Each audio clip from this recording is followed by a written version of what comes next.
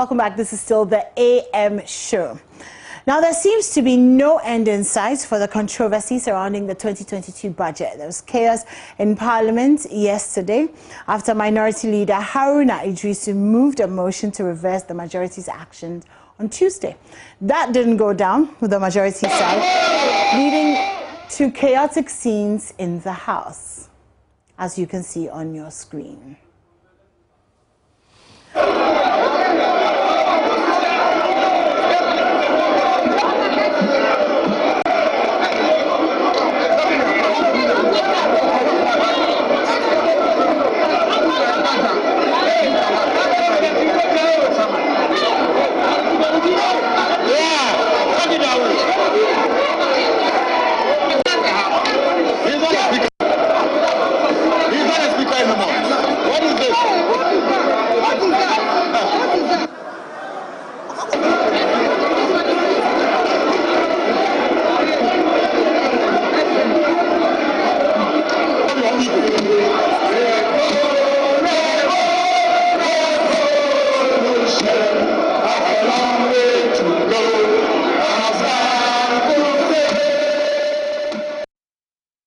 Yes, scenes from Parliament. Okay, I don't know. Let me just speak to MP for Tafo, Vincent Eko Asefa, who joins us this morning. So, good morning. Thank you for giving us your time again. Good morning. Good to see you. So this really happened yesterday? Absolutely. But before then, let me say a very good morning to you, to your producers, and to the general public. Yesterday, around 10:40 a.m., I got to the chambers of Parliament, and even though I was expecting the minority to be in the chamber as well, just when we were just about starting, we saw the leadership, Ahmed and Haruna Idrisu, trooping in, and later some of the other members of the minority also came to join.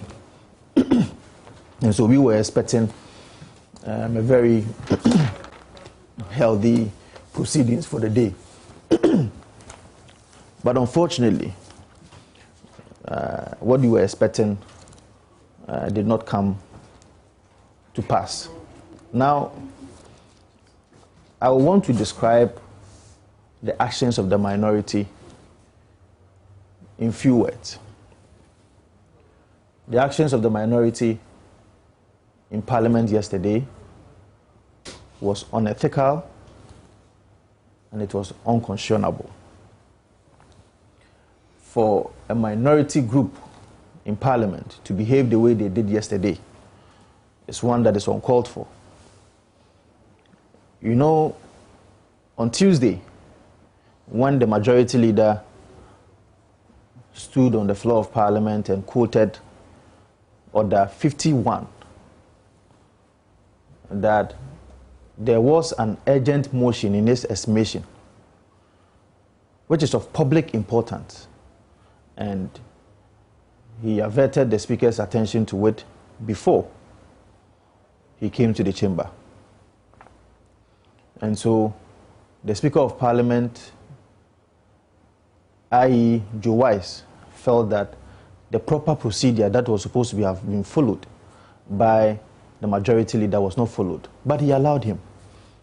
If you look at that order very well, Order 51, it talks about the prior approval of the Speaker before such an urgent motion will have to be moved.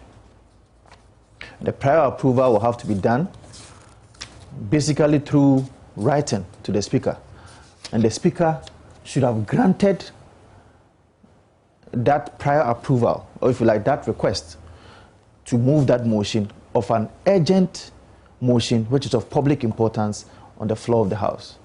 Now, it is at the Speaker's discretion to grant you or otherwise.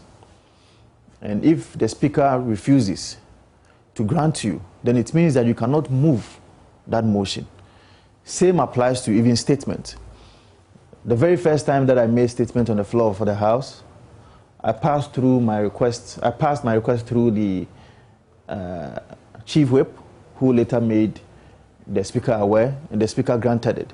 They acquired a number of statements and questions that members may want to, if you like, ask on the floor of Parliament or make statement on the floor of Parliament, but it needs prior approval of the Speaker. Without the prior approval, you cannot do that. But when the Honorable Haruna Idrisu quoted Order 51, which needed prior approval of the Speaker of Parliament before he raises that motion on the floor, the Speaker told him that before proceedings started, he has been at the lobby for close to 1.5 hours. The Honorable Haruna Idrisu, knowing that this was a motion that he wanted to raise on the floor of Parliament, refused to come to him to ask for his prior approval on such motions before it could be raised on the floor of Parliament. He also indicated that the Honorable Haruna Idrisu is also a close friend, and he could have just pulled a call through to him, and it would have been accepted that such a motion was needed on the floor. Having said that, he granted the Honorable Haruna Idrisu to go ahead with the motion. Now, when the grant has been given, it will now be given the opportunity for members to comment on that motion because it is of public importance. Of course. And after the commentaries, it was then left with the Speaker to rule on the motion as to whether the motion has been granted or otherwise. And the motion that was filed by the Honorable Haruna Idrisu was that the supposed, in his estimation, the supposed approval of the budget, which they had rejected, was illegal and it was unconstitutional. And he was calling on the Speaker of Parliament at the time, that was yesterday, Joe Wise, to reverse the approval. And the basis for such a motion was that we did not have the numbers. The Speaker of Parliament could not have counted himself as part of the number of people who were present in the chamber at the time. And he felt that you were not up to the 138. Now, the only means for you to know that you had the numbers, let's forget about the constitutional requirements and all that, is the votes and proceedings in the House. And when you talk about the votes and proceedings, we mean the minutes of the meeting at the time. The minutes of the proceedings. That is what we call the votes and proceedings. And now when you check the votes and proceedings, the number of people who signed, which has been reported by the table office in the Hansard and the votes of proceedings, was 138.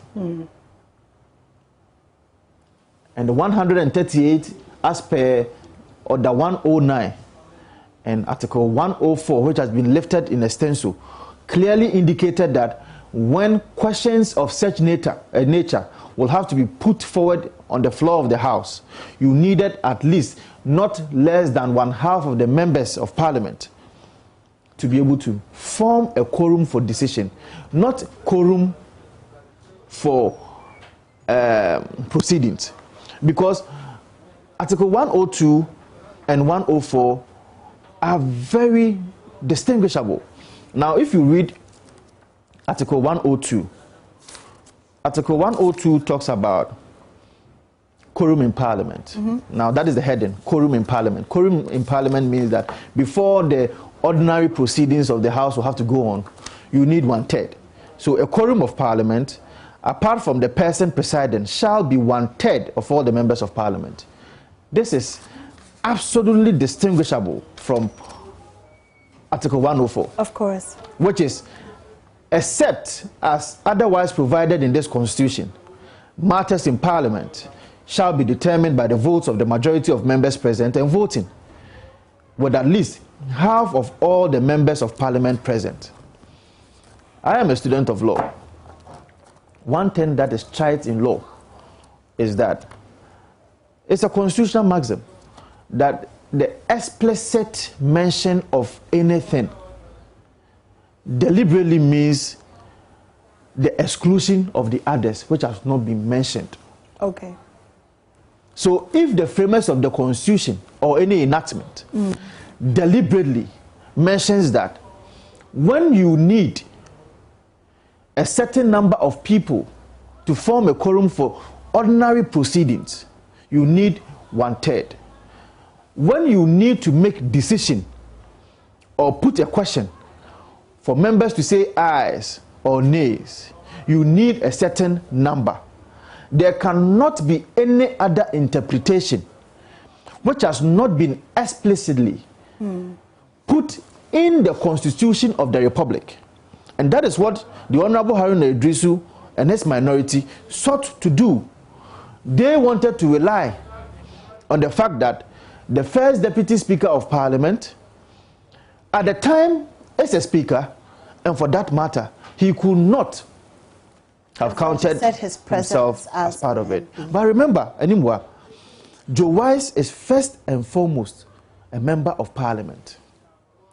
He is a member of Parliament before any other thing else. His qualification as a member of Parliament is as a first Deputy Speaker of Parliament is because he's a member of Parliament. Yeah. You could not have gotten anybody outside Parliament to be a first Deputy Speaker. Yeah. You could not have gotten anybody outside Parliament to be a second Deputy Speaker. But you can get anybody outside Parliament to be a Speaker of Parliament because that has been explicitly stated in the Constitution of the Republic and has been corroborated with the standing orders of Parliament. That before you are a Speaker of Parliament, if you are a member of Parliament, you must vacate your seat for by-elections to be held. Then you take up your seat. It is not so with the first Deputy Speaker and the second Deputy Speaker. And I think yesterday one of your fellow MPs also explained to us that it wasn't that the Deputy Speaker voted. He didn't need to vote. It was really just to establish his presence. Absolutely. Because when there's 138, it's out of that 138 majority that something can be passed. Not that you need 138. Let me explain that. The first Deputy Speaker of Parliament, when you assume the position of the Speaker of Parliament, loses your original and casting vote. You loses that. You cannot vote. You can't vote. You just cannot vote. That has been explicitly stated by the Constitution and the standing orders of Parliament. Does the Constitution explicitly state that you cannot be counted as an MP? When Absolutely not. That is why I use the constitutional maxim to say that an explicit mention of any other thing means the exclusion of all the other things that has not been said. Okay. I'll come back to that in a second. I just want to get a view from the other side. So we're going to go on the phone lines and speak to Mr. Richard Champon. He's the MP for Bia East. He's joining us by phone. Good morning. Good morning, my sister. Thank you for joining us this morning. I'm sure you've been following our conversation, so you've heard the account that has been given to us. Is your account similar? Do you have similar views? Or, would you say that yesterday is a little different from what our MP here from Tafu is saying? Yeah, thank you very much for having me on your show. Actually, I just joined the middle, so I don't know my colleague who is speaking from the other side. Is this Honorable Jinapo? No, it's not. It's Honorable Vincent. Oh, Vincent. Vincent, yes. Oh, okay. As usual of him. Wow, shade already? Okay. Listen, wow. Good morning. Rich, good morning. I think the back and forth of all this drama and then the legal argument here and there, you followed it, so I don't need to repeat myself so that we can make progress. But I just want to start with our standing order. What got many of us angry yesterday in respect of the decision by Mr. Speaker claiming that he is a deputy speaker and as such he is not a speaker of the House. Order 7, that's interpretation of our standing order. Speaker or Mr. Speaker includes a member presiding at a sitting.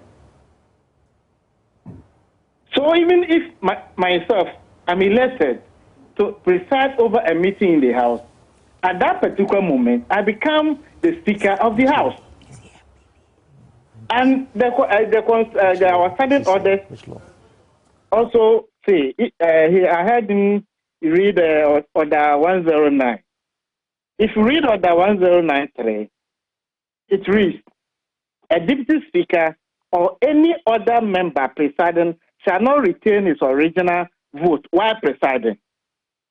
Just listen to this carefully. A deputy speaker or any other member presiding shall not retain his original vote while presiding. What it simply means is that every member of parliament has an original vote. Every member, you don't have a casting vote, but you have original vote. But at the moment you are elected to preside, either you are first deputy, second deputy, or any other member, you lose that original vote. So that's the basis. So having occupied that position as a Mr. Speaker, you can't tell me that, one, you are not Mr. Speaker, I'm a member of parliament for the people of Bekwai, so I have to be counted to increase the number to 138 for political mischief so that we can take a decision. It's neither here nor there. Because you criticize the NDC for using 137 to reject the budget. You can't use the same number to rescind a very decision taken by this House. And I refer you to Order 933. I'm sure my colleague is holding his standing order. Let me read Order 933 too. It shall be out of order to attempt to reconsider any specific question upon which the House has come to a conclusion during the current session, except upon a substantive motion for rescission. So last Friday, we took a decision. So ask him, did they go there on Tuesday to rescind the decision that we took, or it was another motion? And just look at the other paper. They gave approval on condition for some inclusion from the finance minister before the budget can be implemented. No, that wasn't the original motion on the other paper. So our argument is, reading Order 102, Article 102 and 104 together, the combined effect is the presiding officer cannot be part of the members to get a quorum. But the quorum issue, we've gone past that stage because quorum is only 92. And they were more than 92. So we are not talking about the quorum issue here. We are talking about Order 109, which is Article 104. So the one presiding cannot tell us he's not Mr. Speaker and he's representing the good people of Bekwai. So in this case, there are 138 in the room. But our vote and proceedings captured the people in that chamber as 137. The Speaker was not part of them because he was presiding. Okay, so I have a question for you. Yesterday, the minority leader put the motion in to have the approved budget unapproved or disapproved. So this is the question. Are you asking for the budget to be disapproved or taken back because the budget does not serve Ghanaians, or because of the legalities and the strategy and the technicalities of the sitting of Parliament? Right now, what exactly is our focus? This is a very important question because the MPP communicators are throwing some mischief around, trying to confuse the good people of this country. We are not rejecting the budget in its entirety. Okay. What we are saying is the e-levy rate of 1.75 is too high. Tidal wave did not find any expression in the budget. No allocation was made in the budget to deal with the tidal wave issues, not only the voter region along the coastal area. A Japan deal was smuggled into the budget because civil society organizations where many people have kicked against a Japan deal. So we can use the back door and bring back the Japan deal. And we are saying the actual agreement with GMPC. They appear before Parliament, Energy Committee and Finance Committee, met with them.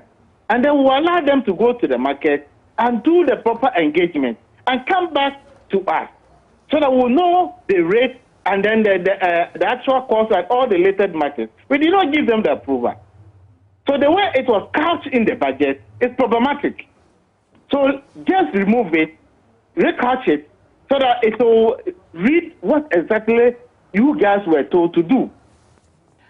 So right, but how about at the appropriations level, at the when you meet the committee level, can those issues not be ironed out? And the reason I'm asking this is that this is going on for a long time. I'm assuming that at some point Parliament is going to go on a break over Christmas, and then we're going to get into the new year. So, I mean, how long are we going to stretch this out? And I'm not just asking you, I'm going to ask, you know, the representative of the majority as well. Are we not stretching this out perhaps unnecessarily? I get your point. But the problem now is from the finance minister. Okay. If you do recall, when we were concluding the debate on the budget, the finance minister engaged the leadership from both sides. Okay. More than 4 hours. We raised all these issues, and he promised them that he's taking all those issues on board. That was the reason why Mr. Speaker allowed him to address us. So one would have expected that the finance minister who made those concessions clear to us. Okay. And he told us he wants further engagement. That provoked us. You spent 4 hours engaging the leaders. We've raised all the issues. So what engagement again do you need? Do you understand? So like you say, we can't hold government into ransom, and we are not trying to be obstructionist to government business. But the point is, they put this in the text, the e-levy. The rest is in the text of the budget. So if you are not careful and you go ahead to pass this budget, they bring this to committee level, they marshal all their numbers to come to the floor and still maintain the 1.75. There is neither here nor there. Let them admit that, okay, if raise issues about the e-levy, because we are saying to be tax upon tax, I pay tax on whatever I do. Yeah. If I buy certain things online, I pay tax on it. So if I'm paying that item online and I have to pay another tax, it becomes tax on tax. And you don't tax capital, we tax income or earnings. This is what we are talking about. But me, from where I sit, last night, we had some meetings from both sides, but I can't disclose the content of whatever happened. Okay. I know today we'll make progress. But like you're saying, we can't delay the passage of the budget unnecessarily. The country must move on. Yeah. But the right thing must be done. All what we are doing, it's not about self-gratification. It's not about me, it's not about the minority. It's about the majority of the people who are complaining about these taxes. Okay.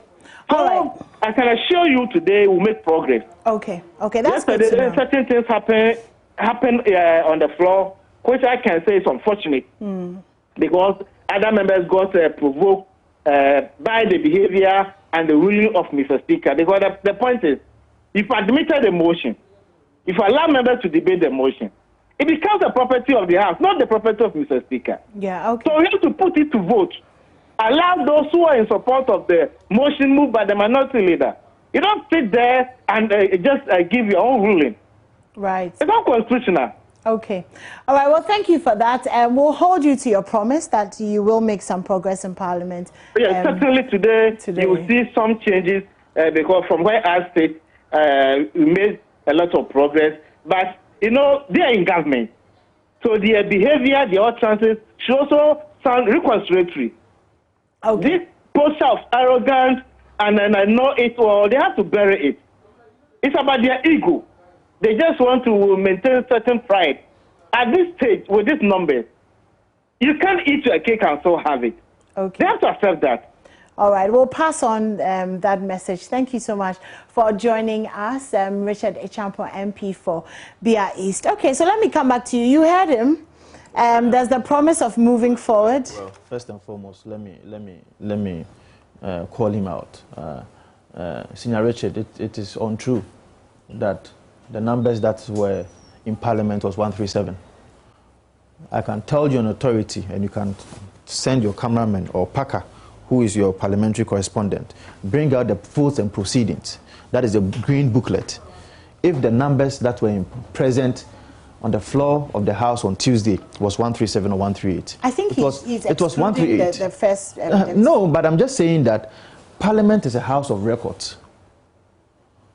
It's a house of records because on Friday, when they finished with whatever they wanted to do, it was captured in the Hansard and captured in the votes and proceedings. So you cannot approbate and reprobate at the same time. You have to use the same document to make, your commentaries. Yeah, I understand. 138 members signed the attendance sheet on Tuesday, and it is not right for him to say that 137 people came. Now, if you read Order 53, I want to juxtapose this order against the 93 that he read out, that you needed a motion of rescission before you can go ahead with this. Now that 53 1R says that motions on specific matters of urgent public importance, it is in reference to the business of the day or the order of business, that at every sitting day in the chamber, any member or the leadership can raise motions that has become public importance. You needed not go through a motion of rescission before you would be able to, as it were, deal with an issue that is of public importance. Look at what is happening. The videos that you are showing, very appalling. Yeah. And so nobody can convince me that this is not an issue that is of public importance. But let me say this. Yesterday, there were quite a number of the MPs, especially from the minority side, who, as it were, espoused a certain kind of posture and attitude that, for me, I will call it dishonorable.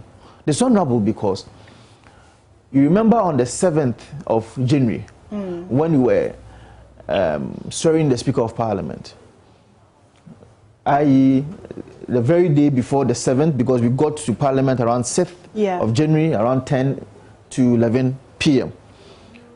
The same Ashaiman MP named Honorable Nogbe. I don't know whether I should call him honorable now because of what he has been doing. Nogbe had to pull the chair of Eslausu at the time. Today, a whole Speaker of Parliament's chair, a man or a seat, position, portfolio, which has been enshrined in the 1992 Constitution. Whoever sits on that chair, it's not about the persona of the person. It's about the seat itself. You go to the extent of pulling the Speaker's chair to the side of the minority. Do you know what they wanted to do? I was sitting at the back bench. Before the Speaker adjourned the House, I saw Nogbe, my very good friend, Mutala, Sam George, and some other people running to the other side of the aisle. And that has been the place that the Speaker of Parliament, anytime adjourns or closes the day's sitting, passes before he enters his lobby. And so you could see that they had gathered there with the intent to, as it were, cause a certain kind of mischief. Whether to the Speaker, I don't know whether they wanted to assault the Speaker or otherwise. No, but I think, don't conjecture. Mr. Honorable Richard, you know that. Honorable Richard, I'm not conjecturing. You know that. You know that where Nogbe went to sit was not the sitting place of Nogbe. You know that. Where Mutala went to sit was not the sitting place of Mutala.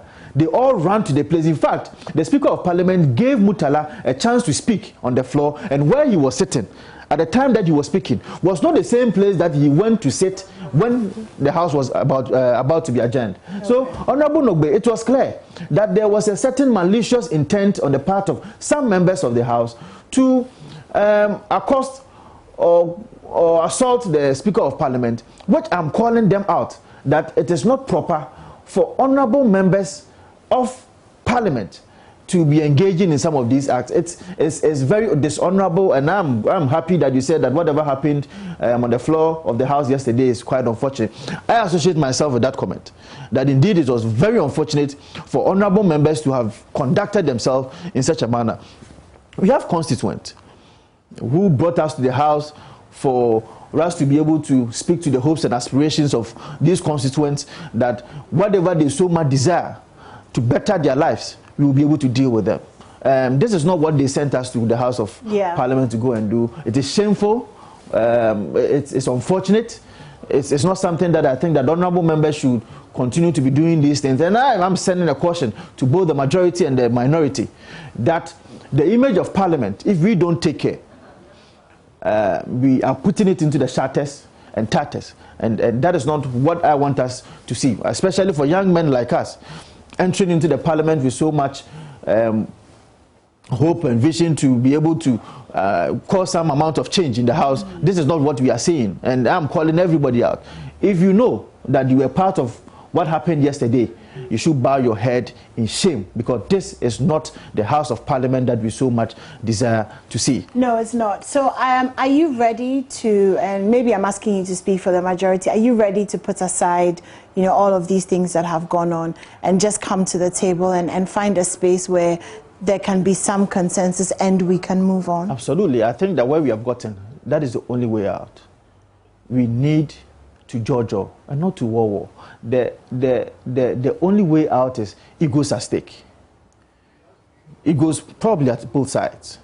And I would disagree with my brother Richard, senior brother Richard, who says that it is the egoistic pusher of the majority. No, also the egoistic pusher of the minority, who thinks that now they have the numbers. You cannot run over us the way you used to do to us when you had the numbers in 2017 to 2020. I mean, that kind of ego is something that we also have to speak to. Okay. The fact that you also have the numbers as just opposed to the majority side doesn't mean that you have to criticize for criticizing sake. Let's all get to the table, which I know that yesterday there was a crunch meeting between a 10-member committee on the side of the majority and also a 10-member committee on the side of the minority, who came together to be able to fashion out a very proper way of dealing with this matter so that it can be ended in peace. So just a question, just before I let you go, because I know that you have to go. If the speaker, the original speaker, came back or was back, it would kind of end a lot of all of this, wouldn't it? You mean Ahmad Bagben? Yeah. Well, because then, you know, then every MP can be an MP and, you know, everybody can just sit down and, you know, do what they're supposed to do? Well, I mean, that is one side of the argument. But I believe that all of us in the House are matured people. I mean, are you sure about that? It doesn't really look like that. Anybody who acts dishonorable, I mean, he should answer for some of those things. But what I know is that, I mean, we are a House of Records. Our actions and inactions are regulated by the 1992 Constitution and the Standing Orders of Parliament. And so, in the absence of the Speaker of Parliament, and if you check Order 13.2, the table office will now declare that, I mean, there is an excusable absence for the Speaker of Parliament, and for that matter, the Speaker, the first Deputy Speaker or the second Deputy Speaker, who sit in for him. And now, when the law is very clear on that, it means that the member, and remember, not just Joe Wise or my senior brother, the former MP, who can sit in the chair. The House can meet, decide that today we are calling Honorable Richard Achampong, MP for Bia, to be the Speaker of the day. The Standing Orders allows for that. And so anybody who sits in the chair, it's not about your persona anymore. It is about the seat that you have occupied. It wasn't even about the persona. It was about just the fact that if he was there, then there would a lot of these arguments would come. That's what I'm saying, that the law is very clear. When you sit in the chair, you don't vote, you can't debate. And I don't think that the Honorable Joe Wise has voted, he has debated, he has done none of any of the things that has been prescribed by the law that he cannot do. Yes, absolutely. Right. So I think that going forward, today, I hope that my senior brother Richard and his side would be able to engage the majority side fruitfully so that we could end this matter. We hope so too. Thank you for joining us, and we know you have to rush off. Wesley Girls anymore. Thank you so much for being here. Let me take your final comments, Richard Echampo, MP for Bia East, as you head into Parliament this morning. So what I will say finally is that I just want to assure the good people of this country that we've made a lot of progress, because I myself sat through the meetings, so I actually know what happened. And then this kind of bad faith shown to us, I don't think they are going to repeat it. So together we can then reach consensus and make sure the right thing is done, the budget is implemented. Those things that we think will not inure to the benefit of the good people of this country are taken off, so that we'll do something right for the good people of this country who voted for us. It's not about the interest of the NDC to create problems in this country. The country belongs to all of us. But we can't sit aloof and allow few minority to ruin the destiny of our generation, or the youth who are trying to also put food on the table. So today you see some signs from the chamber and from Monday going, members who move to various committees to do their various work to make sure that by 1st January there will be a budget to be implemented. Okay, just before I let you go, Muntaka Mubarak, we have a headline on my journal line. It says very soon we'll get to know whether Adjoa Safo was in the house or not. We also know that Okujeto Ablakwa also has said that there's going to be some sort of investigation into whether she was present in the house. What are your thoughts on that? And did you see her? This is a very difficult question to answer, because that was the very day we boycotted the house. Okay. So all of us were not there. Okay. But after the proceedings, we saw some pictures. And I'm sure you've seen it. No, I haven't seen it. If you look at the facial aspect of it, the headgear, the makeups and all that, clearly you can run some conclusions that this can't be Adjoa Safo. And yesterday, something interesting happened over there. Okay.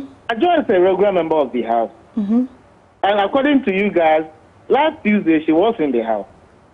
But yesterday, when she walked to the chamber without nose mask, and they started jubilating. So we didn't get it, meaning she wasn't the person who sat through the proceedings to make their number 137. Because on earth would any member of parliament move to the chamber and people will start jubilating? Yeah. So they give us some sense. They give us some sense that then what people are saying, there could be some iota of truth in it.